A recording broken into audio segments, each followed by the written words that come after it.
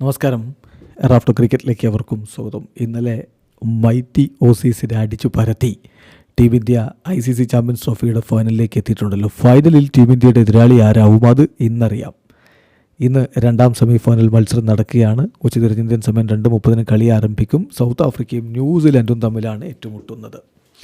അപ്പോൾ ഫൈനലിൽ ആര് വന്നാലായിരിക്കും ടീം ഇന്ത്യക്ക് ഗുണകരമാവുക?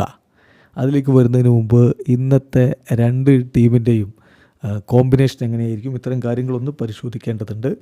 ഇപ്പോൾ സൗത്ത് ആഫ്രിക്കയുടെ കാര്യത്തിൽ ടെമ്പ ബവൂമയും ടോണി ഡിസോർസിയും അവരുടെ ഇൽനെസ്സിൽ നിന്ന് റിക്കവർ ആയിട്ടുണ്ട്. അവർ ഇംഗ്ലണ്ടിനെതിരെ മത്സരം കളിച്ചിട്ടുണ്ടായിരുന്നില്ലല്ലോ. അപ്പോൾ അവർ അവൈലബിൾ ആണ്.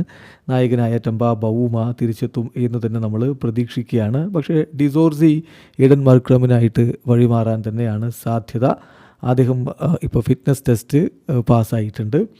അതുപോലെ തന്നെ ജോർജ് ലിൻഡയെ ഇപ്പോൾ ട്രാവലിംഗ് റിസർവായിട്ട് വിളിച്ചിട്ടുണ്ട്. ബൗളിംഗ് എന്ന് പറഞ്ഞ 2 ഓൾറൗണ്ടേഴ്സ്, ഒരു സ്പെഷ്യലിസ്റ്റ് സ്പിന്നർ, 2 കിക്ക് ബൗളേഴ്സ്, ഈ രൂപത്തിൽ തന്നെ ഉള്ളൊരു കോമ്പിനേഷനും കൊണ്ട് സൗത്ത് ആഫ്രിക്ക ഇറങ്ങും എന്നാണ് നമ്മൾ പ്രതീക്ഷിക്കുന്നത്. അപ്പോൾ സൗത്ത് ആഫ്രിക്കയുടെ ഒരു പ്രോബ്ലം 11 എന്ന് പറയുന്നത് Temba Bavuma, Ryan Rickelton, Rassie van der Dussen, Aiden Markram, Heinrich Klaasen, David Miller, Wiaan Mulder, Marco Jansen, Keshav Maharaj, Kagiso Rabada, Lungi Ngidi. ഇതാണ് നമ്മൾ പ്രതീക്ഷിക്കുന്ന സൗത്ത് ആഫ്രിക്കയുടെ ഒരു 11 എങ്കിൽ ന്യൂസിലാൻഡിൻ്റെ ഭാഗത്ത് Will Young, Rachin Ravindra, Devon Conway, Daryl Mitchell, ഇതിലൊരാളെ പുറത്തിരുത്തേണ്ടി വരും. ഇപ്പോൾ കോൺവോയ് ആണ് കഴിഞ്ഞ കളിയിൽ ഇന്ത്യക്കെതിരെ പുറത്തിരുന്നത് ഫോർ ഡാരിൽ മിച്ചൽ. അതേസമയം യങ്ങും രജിൻ രവീന്ദ്രയും രണ്ടുപേരും സെഞ്ചുറി സ്വന്തം പേരിൽ ഈ ഒരു ടൂർണമെൻറ്റിൽ കുറിച്ചവരാണ്. അപ്പോൾ അവരെ പുറത്തിരുത്താനുള്ള സാധ്യത കുറവാണ്. സോ മിച്ചൽ ആൻഡ് കോൺവേ അതിലൊരാൾ കളിക്കാനുള്ള സാധ്യതയെ കാണുന്നുള്ളൂ.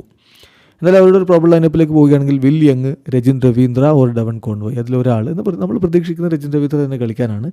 Then Kane Williamson, Daryl Mitchell, Tom Latham, Glenn Phillips, Michael Bracewell, Mitchell Santner, Matt Henry, Kyle Jamieson, Will O'Rourke. ഇതാണ് നമ്മൾ പ്രതീക്ഷിക്കുന്ന ന്യൂസിലാൻഡിൻ്റെ ഒരു 11. എന്തായാലും ഒരു മികച്ച പോരാട്ടം നമ്മളിന്ന് പ്രതീക്ഷിക്കുകയാണ്. ലാഹോറിലാണ് മത്സരം നടക്കുന്നത്.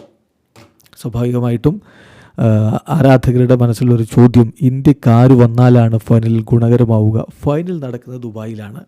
ഇന്ത്യ ആ പിച്ചിനോടും സ്റ്റേഡിയത്തിനോടും വളരെയധികം അഡാപ്റ്റഡ് ആയി കഴിഞ്ഞിട്ടുണ്ട്. നമ്മുടെ ടീം ആ പിച്ചിനനുസരിച്ചുള്ള ഒരു കോമ്പിനേഷനുമായിട്ട് ഇറങ്ങാൻ കെൽപ്പുള്ള ടീമുമാണ്. 4 സ്പിന്നേഴ്സിന് വെച്ച് നമ്മൾ കളിക്കുന്നത് കണ്ടല്ലോ. ന്യൂസിലാൻഡിനെ ഓൾറെഡി നമ്മൾ അവിടെ ഇട്ട് തോൽപ്പിച്ചിട്ടുള്ളതാണ്.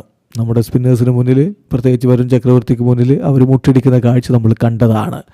അതേസമയം സൗത്ത് ആഫ്രിക്കയുടെ ഒരു കാര്യം പറയുകയാണെങ്കിൽ ഈ ടൂർണമെൻറ്റിന് മുമ്പ് അവർ കളിച്ച 6 കളികളും പൊട്ടിയിട്ടാണ് വന്നത്. ടൂർണമെൻറ്റിലാവട്ടെ അവരുടെ ഒരു കളി, ഓസ്ട്രേലിയക്കെതിരെയുള്ള കളി, മഴ പെയ്ത് ഒലിച്ചു പോകുന്ന കാഴ്ചയും നമ്മൾ കണ്ടിട്ടുണ്ടായിരുന്നു.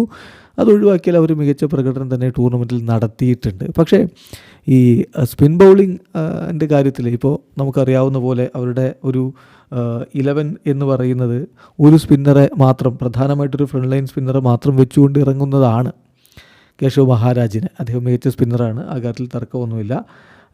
പിന്നെ ഈഡൻ മാർക്കമിനെ പോലെയുള്ളവരുടെ സ്പിൻ ബൗളിംഗ് കൂടി അവർ ഉപയോഗപ്പെടുത്തുന്നു എന്ന് മാത്രം. അപ്പോൾ അങ്ങനെ വരുമ്പോൾ എന്തായിരിക്കും ഇന്ത്യക്കെതിരെ അവിടെ കളിക്കേണ്ടി വരുമ്പോൾ, ദുബായിൽ കളിക്കേണ്ടി വരുമ്പോൾ അവരുടെ കോമ്പിനേഷൻ എന്നുള്ളതാണ് പ്രധാനപ്പെട്ട ചോദ്യം.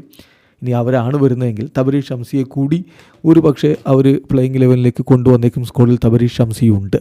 ഇതൊക്കെ പറയുമ്പോഴും സൗത്ത് ആഫ്രിക്ക നിലവിലെ ഫോമിൽ ഇന്ത്യക്ക് വലിയൊരു വെല്ലുവിളിയല്ല എന്നുള്ളതാണ് യാഥാർത്ഥ്യം. കാരണം കഴിഞ്ഞ വേൾഡ് കപ്പിന് ശേഷമുള്ള അവരുടെ ഏകദിനത്തിലെ പ്രകടനങ്ങളുടെ കണക്കൊന്ന് എടുത്തു നോക്കിയാൽ മതി.